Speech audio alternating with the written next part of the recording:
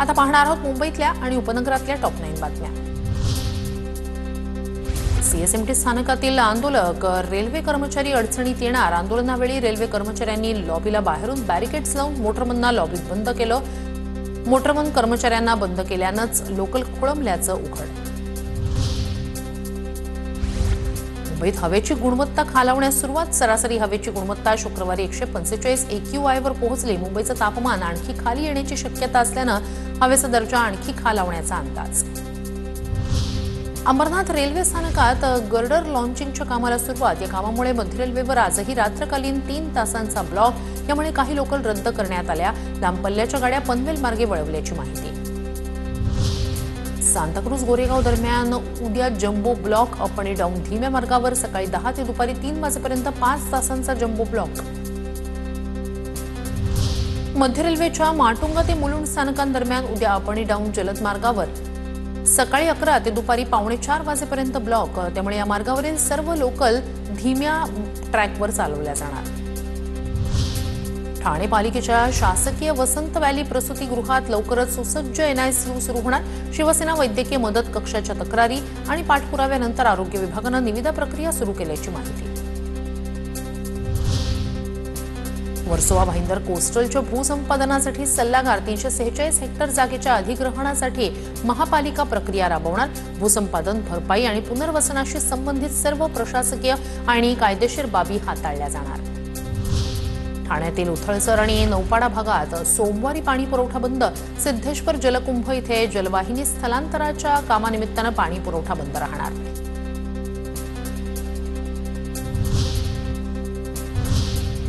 आता बातम्या पाहूया टॉप 9 पुणे जिल्ह्यातल्या। पुण्यात 20हून अधिक विमानांची उड्डाणं उशिरानं। दिल्ली आंतरराष्ट्रीय विमानतळावरील हवाई वाहतूक नियंत्रण प्रणालीतील बिघाड। त्यामुळे पुण्यातून उड्डाण करणारी विमानं 20 ते 30 मिनिटं उशिरानं। पुणे नाशिक महामार्गावर रास्ता रोको ग्रामस्थांना भोवला। देवदत्त निकम, सुरेश भोर, अरुण गिरे यांच्यासह 250 जणांवर गुन्हा दाखल। बिबट्याच्या हल्ल्याच्या निषेधार्थ महामार्गावर करण्यात आला होता 15 तास रास्ता रोको। पुण्यात वेदिका पंढरपूरकर या महिला मांत्रिकाकडून IT इंजिनियरला 14 कोटींचा गंडा। इंग्लंडमधील बंगला, फार्म हाऊसही कुटुंबानं गमावलं। मुलींचे आजार बरे करण्याचं आश्वासन देत लुबाडलं। फसवणूक केलेल्या पैशातून महिला मांत्रिकानं आलिशान बंगला घेतला। पुण्यात दाम्पत्याची फसवणूक केल्याप्रकरणी मांत्रिकासह 3घांना नाशिकमधून अटक। पुण्यात न भरलेल्या वीज बिलांची रक्कम 436 कोटी रुपये। महाराष्ट्र राज्य विद्युत वितरण कंपनीच्या पुणे विभागातील अकृषी ग्राहकांची देयकं थकीत थकबाकी वसूल करण्यासाठी उपविभाग निहाय पथक तयार। पुण्याचे माजी विधान परिषद आमदार अनिल भोसले यांच्यावर बँक घोटाळा प्रकरणी आरोप निश्चिती। PMLA कोर्टाकडून अनिल भोसले यांच्यावर 71 कोटींचा गैरव्यवहार केल्याचा ठपका।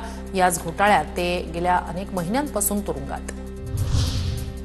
पुणे महापालिका मिळकतदारांच्या थकबाकीसाठी तसंच व्यावसायिक मिळकतीसाठी अभय योजना राबवणार। या योजनेद्वारे थकबाकीवर 75% सूट दिली जाणार। MPSC संयुक्त पूर्व परीक्षा 2025 साठी विद्यार्थ्यांना नवे प्रवेश पत्र आवश्यक। आयोगाच्या संकेतस्थळावरून 31 ऑक्टोबर रोजी प्रसिद्ध केलेलं प्रवेश प्रमाणपत्र आणणं आवश्यक असणार। त्या पत्राशिवाय केंद्रात प्रवेश मिळणार नाही। MPSCच्या ठळक सूचना। अर्धवट शिक्षण राहिलेल्या विद्यार्थ्यांना पुणे विद्यापीठाचा दिलासा। BA, BCom, BSc अभ्यासक्रमाच्या विद्यार्थ्यांना आणखी एक संधी। पदवी अभ्यासक्रम संबंधित काळात पूर्ण न झाल्यास यानंतर 2 ऐवजी आणखी 1 वर्ष वाढवून मिळणार।